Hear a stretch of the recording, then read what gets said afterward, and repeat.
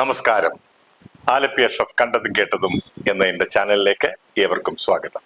ഒരാളെ ഇല്ലാതാക്കാൻ കത്തിയും തോക്കുമൊന്നും വേണ്ട, ഒരു നുണയും അതാഘോഷമാക്കാൻ കുറച്ചാൾക്കൂട്ടവും ധാരാളം മതിയാകും. ചിലരുടെയൊക്കെ ആവേശത്തിനോ നിസാര വിനോദത്തിനോ വേണ്ടി തൊടുത്തുവിടുന്ന നുണകൾ തിരിച്ചെടുക്കാൻ കഴിയാത്ത വിധം വിഷം പുരട്ടിയ അമ്പുകളാണ്. കേട്ടു പരിചയിച്ച നുണകളിൽ ഓരോരുത്തരും അവരവരുടെ ഭാവനകൾ കൂടി തുന്നിച്ചേർക്കുമ്പോൾ അവിടെ ഇല്ലാതാകുന്നത് ഒരു മനുഷ്യന്റെ ആയുസ്സും അഭിമാനവുമാണ്. പേളി മാണിയുടെയും ജാൻ മണിയുടെയും ടി.ജി. മോഹൻദാസിന്റെയും അഭിപ്രായ പ്രകടനങ്ങളിലേക്കും അതിനെ തുടർന്നുണ്ടായ കീറാമുട്ടികളിലേക്കും നമുക്കൊന്ന് കടന്നു ചെല്ലാം.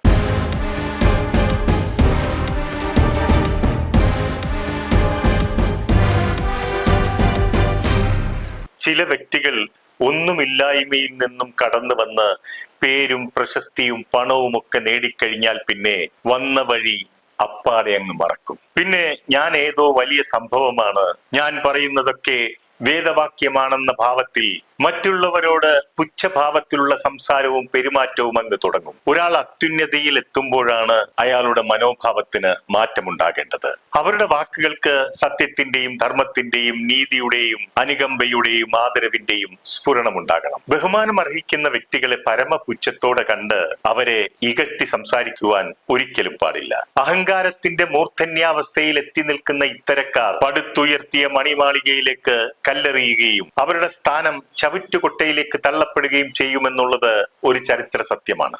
അതാണ് ഇവിടെ ഇപ്പോൾ യൂട്യൂബറും ഇൻഫ്ലുവൻസറും അവതാരകയും ഒക്കെയായ പേളി മാണിക്ക് സംഭവിച്ചിരിക്കുന്നത്. അനവസരത്തിൽ പറഞ്ഞിട്ടുള്ള ബുദ്ധിശൂന്യമായ ചില അഭിപ്രായങ്ങളും മണ്ടത്തരങ്ങളും കാരണം പേളി മാണി ഇപ്പോൾ പൊതുസമൂഹത്തിന്റെ മുൻപിൽ ഒരു അപഹാസ്യ കഥാപാത്രമായി മാറിയിരിക്കുകയാണല്ലോ. മലയാള സിനിമയിലെ ആദരണീയനായ ഒരു സംവിധായകനാണ് സിബി മലയിൽ. സിനിമയുടെ ആത്മാവ് തൊട്ടറിഞ്ഞ ഒരു ചലച്ചിത്രകാരനാണ് അദ്ദേഹം. കഴിഞ്ഞ നൂറ്റാണ്ടിലെ മികച്ച 10 സിനിമകൾ എടുത്താൽ അതിൽ സിബിയുടെ തനിയാവർത്തനവും കിരീടവും ഭരതവും മുന്തിയ സ്ഥാനത്ത് തന്നെ നിലയുറപ്പിച്ചിട്ടുണ്ടാകും. സിബി കാലഹരണപ്പെട്ട സംവിധായകനല്ല എന്നറിയാത്ത ഒരാളല്ല പേളി മാണി. എന്നാൽ അവരുടെ ഉള്ളിലെ അഹങ്കാരം മറനീക്കി പുറത്തു വന്നപ്പോൾ അവർ സിബിയെ ആക്ഷേപിച്ചത് പരാജയപ്പെട്ട സംവിധായകൻ എന്ന് പറഞ്ഞുകൊണ്ടാണ്.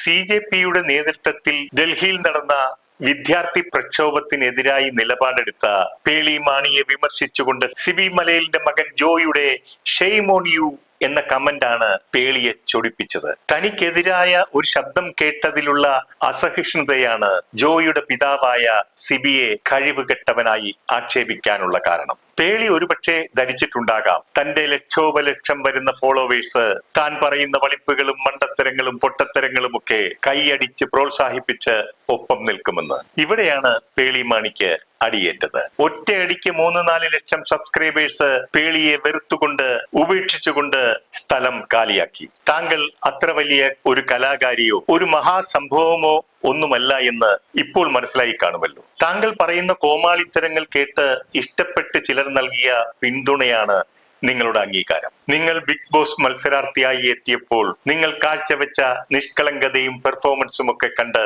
എനിക്കും നിങ്ങളോട് ഇഷ്ടം തോന്നിയിരുന്നു. അതുകൊണ്ട് മെറീന വിഷയം വന്നപ്പോൾ നിങ്ങളുടെ ഭാഗത്തായിരിക്കും ശരിയെന്ന് വിശ്വസിച്ചുകൊണ്ട് പേളിക്ക് അനുകൂലമായി ഒരു എപ്പിസോഡും ഞാൻ ചെയ്തിരുന്നു. എന്നാൽ ഇന്ന് ഞാൻ വിശ്വസിക്കുന്നു പേളിയെക്കുറിച്ച് രഞ്ജിനി ഹരിദാസ് അന്ന് പറഞ്ഞതാണ് ശരിയെന്ന്. അവരാദ്യം മുതലേ പറയുന്നുണ്ട്, കാര്യസാധ്യത്തിനായി നിലപാടുകളിൽ ചാഞ്ചാട്ടം വരുത്തുന്നവരാണ് നിങ്ങൾ, ഫേക്ക് പേഴ്സണാലിറ്റിയാണ് നിങ്ങളുടേതെന്ന്. ഡൽഹിയിൽ സമരം നടത്തിയ വിദ്യാർത്ഥികളോട് യുവാക്കളോട് വെറുതെ അടികൊള്ളാതെ സമരം അവസാനിപ്പിച്ച് വീട്ടിൽ പോകാൻ പറഞ്ഞത് നിങ്ങളുടെ അജ്ഞത മൂലം പറഞ്ഞു പോയതാണെന്ന് ആറാട്ടണ്ണൻ പോലും പറയുന്നുണ്ട്.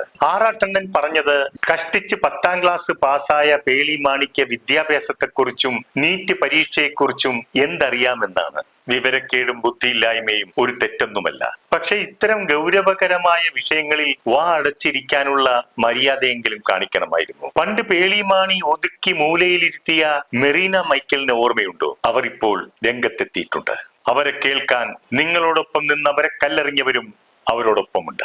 അവരായിരുന്നു ശരിയെന്ന് ഇപ്പോൾ കാലം തെളിയിച്ചു. പേളിയുടെ മുഖഛായയും നിറവും മുടിയുടെ സാദൃശ്യവുമൊക്കെ അവർക്ക് വന്നുപോയി എന്ന കാരണത്താൽ ഒരു ചാനലിലെ അഭിമുഖത്തിനായി വിളിച്ചു വരുത്തിയതിനു ശേഷം അവരെ ഇന്റർവ്യൂ ചെയ്യാതെ നിങ്ങൾ അവിടെ നിന്നും കടന്നു കളഞ്ഞില്ലേ? അന്ന് നിങ്ങൾ പറഞ്ഞ കള്ളത്തരങ്ങൾ വിശ്വസിച്ചവർ അവരെ കടുത്ത സൈബർ ആക്രമണത്തിന് വിധേയയാക്കി. അവരുടെ നിസ്സഹായാവസ്ഥ തുറന്നു പറയാൻ പോലും അനുവദിച്ചില്ല. ഇന്ന് ആ സത്യങ്ങൾ മറ നീക്കി പുറത്തു വന്നു. ഇന്നവർ അജയ്യയായി ജനമധ്യത്തിൽ വന്ന് സംസാരിക്കുന്നു. അവരെ കേൾക്കാൻ ചെവികൾ ഉണ്ടായിരിക്കുന്നു. മെറീന പറയുന്നു, കർമ്മ എന്നൊന്നുണ്ട്, അത് ബൂമറാങ് പോലെ തിരികെ എത്തിയിരിക്കുന്നു എന്ന്. പേളിയുടെ കാര്യമെടുത്താൽ പൂന്താനത്തിന്റെ വരികൾക്ക് വലിയ പ്രസക്തിയുണ്ട്. 2-4 ദിനം കൊണ്ടൊരുത്തനെ തണ്ടിലേറ്റി നടത്തുന്നതും ഭവാൻ, മാളിക മുകളേറിയ മന്നന്റെ തോളിൽ മാറാപ്പ് കയറ്റുന്നതും ഭവാൻ. കയ്യിൽ നിന്ന് പോയ ആയുധവും വായിൽ നിന്ന് പോയ വാക്കും ഒരിക്കലും തിരിച്ചെടുക്കാനാവില്ല. ഇതുപോലെ അറിവില്ലായ്മയും ബുദ്ധിയില്ലായ്മയും കാരണം ഇന്ന് പെട്ടുപോയിരിക്കുന്ന മറ്റൊരു സെലിബ്രിറ്റിയാണ് മേക്കപ്പ് ആർട്ടിസ്റ്റും ബിഗ് ബോസ് താരവുമായ ജാൻമണി ദാസ്. ജാൻമണിയെ കേരളത്തിൽ അറിയപ്പെട്ടത് മേക്കപ്പ് ആർട്ടിസ്റ്റ് എന്ന നിലയിലല്ല, ബിഗ് ബോസ് താരമായിട്ടാണ്. അന്നും അവരുടെ മണ്ടത്തരങ്ങൾ കേട്ട് കൈയടിച്ച് പ്രോത്സാഹിപ്പിച്ചതാണ് പ്രേക്ഷകർ അവരെ. ബിഗ് ബോസിൽ പോയി മടങ്ങി വന്നവർക്കൊരു വിചാരമുണ്ട്, അവരുടെ വാക്കുകൾ ഇരുമ്പുലക്കയാണെന്ന്. വേണ്ടുന്നിടത്തും വേണ്ടാത്തിടത്തും കയറി അറിയാൻ പാടില്ലാത്ത കാര്യങ്ങൾക്ക് അഭിപ്രായം പറയുക. ജാൻമണിയുടെ നാക്കിന് ഇപ്പോൾ ബെല്ലും ബ്രേക്കുമില്ല. വായിൽ തോന്നുന്നത് കോതയ്ക്ക് പാട്ട് എന്നതുപോലെ ആക്ഷേപിച്ചതും അപകീർത്തി പരാമർശം ഉതിർത്തതും നമ്മുടെ പ്രധാനമന്ത്രിക്ക് നേർക്കാണ്. പ്രധാനമന്ത്രിയുടെ നിലപാടുകളെയും പ്രവൃത്തികളെയും ഒക്കെ നമുക്ക് വിമർശിക്കാം, അഭിപ്രായവും പറയാം. പക്ഷെ വ്യക്തിപരമായ അനാവശ്യ പരാമർശങ്ങൾ തെറ്റ് തന്നെയാണ്. അതൊരിക്കലും അംഗീകരിക്കാനാവില്ല. ജാൻമണിയുടെ മണ്ടത്തരങ്ങളെ സോഷ്യൽ മീഡിയ കൈയടിച്ച് പ്രോത്സാഹിപ്പിക്കുന്നത് കൊണ്ടാണ് ജാൻമണി ഇത്തരം അനാവശ്യങ്ങൾ വെച്ച് കാച്ചുന്നത്. അവരെ തിരുത്താൻ ഒപ്പമുള്ളവർ ശ്രമിച്ചിട്ടുമില്ല. എന്നാൽ ഇപ്പോൾ അത് തനിക്ക് കുരുക്കാകുമെന്ന് വന്നപ്പോൾ ക്ഷമാപണവുമായി എത്തിയിട്ടുണ്ട്. ജാൻമണി പ്രധാനമന്ത്രിയെ കുറിച്ച് പറഞ്ഞ വാചകങ്ങൾ ഞാൻ എടുത്തു പറഞ്ഞ് സംസാരിക്കുന്നതും കുറ്റകരമാണ്. അതുകൊണ്ടാണ് ഞാൻ അതെന്താണെന്ന് ഇവിടെ എടുത്തു പറയാത്തത്. ഇതുപോലെ ഇപ്പോൾ പുലിവാല് പിടിച്ച് നിയമക്കുരുക്കിൽ അകപ്പെട്ടിരിക്കുകയാണ് RSS നേതാവായ TG മോഹൻദാസ്. ജന്തർ മന്ദിറിലെ വിദ്യാർത്ഥി പ്രക്ഷോഭത്തിനെതിരെ അദ്ദേഹം പറഞ്ഞത്, എനിക്ക് ഈ സിറ്റുവേഷൻ കയ്യിൽ കിട്ടിയാൽ ജന്തർ മന്ദിർ പരിസരത്ത് 4 കിലോമീറ്റർ ചുറ്റളവിൽ കർഫ്യൂ പ്രഖ്യാപിക്കും. ആളുകളോട് പിരിഞ്ഞു പോകുവാൻ 3 പ്രാവശ്യം ആവശ്യപ്പെടും. പിന്നെ വെടിവെക്കും. ആളുകൾ ചിതറിയോടും. കുറെ പേർ മരിക്കും. കുറെ പേർക്ക് അംഗഭംഗം സംഭവിക്കും. ഏകദേശം 4 മണിക്കൂർ കൊണ്ട് രംഗം ശാന്തമാകും. ശവങ്ങൾ പെറുക്കി ആശുപത്രിയിൽ എത്തിക്കും. ഇതായിരുന്നു മോഹൻദാസിന്റെ വാക്കുകൾ. കൂടാതെ അദ്ദേഹം ഗുരുതരമായ മറ്റു പരാമർശങ്ങളും നടത്തിയിരുന്നു. അദ്ദേഹം പറയുന്നു, ബലാത്സംഗം ഇഷ്ടപ്പെടുന്ന സ്ത്രീകളാണ് പ്രക്ഷോഭത്തിൽ പങ്കെടുത്തതെന്ന്. ബലാത്സംഗം കൂട്ടബലാത്സംഗമായി അങ്ങ് നടക്കും. ദൈവം സഹായിച്ച് അതിന് പരാതികളൊന്നും ഉണ്ടാകില്ല.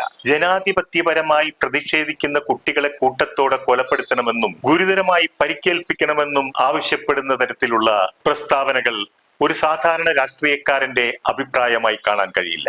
നമ്മുടെ രാജ്യത്തിന്റെ ഭരണഘടനാ മൂല്യങ്ങളെയും ജനാധിപത്യ സമ്പ്രദായത്തെയും നിയമവാഴ്ചയെയും വെല്ലുവിളിക്കുന്നതാണ് TG മോഹൻദാസിന്റെ ഈ പ്രസ്താവനകളെല്ലാം തന്നെ. ഇതിനെതിരെ വലിയ രീതിയിൽ പ്രതിഷേധങ്ങൾ ഉണ്ടായി. രാജ്യത്തിന്റെ വിവിധ കോണുകളിൽ നിന്നും പരാതികൾ ഉയർന്നു വന്നു. ഇതിന്റെയൊക്കെ ഫലമായി അദ്ദേഹത്തിനെതിരെ ഇപ്പോൾ കേസുകളും ഉണ്ടായി. ഇവിടെ പേളിയും മാണിയും ജാൻമണിയും ഒക്കെ വിദ്യാഭ്യാസവും വിവരവും കുറവുള്ളത് കൊണ്ട് മൂഢതയിൽ നിന്നുള്ള അഭിപ്രായ പ്രകടനം നടത്തിയപ്പോൾ TG മോഹൻദാസ് ആസൂത്രിതമായ ആക്ഷേപങ്ങളും കലാപ ആഹ്വാനവുമാണ് നടത്തിയിരിക്കുന്നത് എന്നതാണ് പൊതുവെയുള്ള വിലയിരുത്തൽ. ഇത്തരം പ്രസ്താവനകളും അഭിപ്രായങ്ങളും തീരുമാനങ്ങളും ഒക്കെ നമ്മുടെ രാജ്യത്തെ സർവനാശത്തിലേക്ക് നയിച്ചേക്കാം. ഇതിനൊക്കെ മാതൃകാപരമായ ഒരു നിയന്ത്രണം ഉണ്ടാകുമെന്ന പ്രതീക്ഷയോടെ നിർത്തുന്നു. നന്ദി, നമസ്കാരം.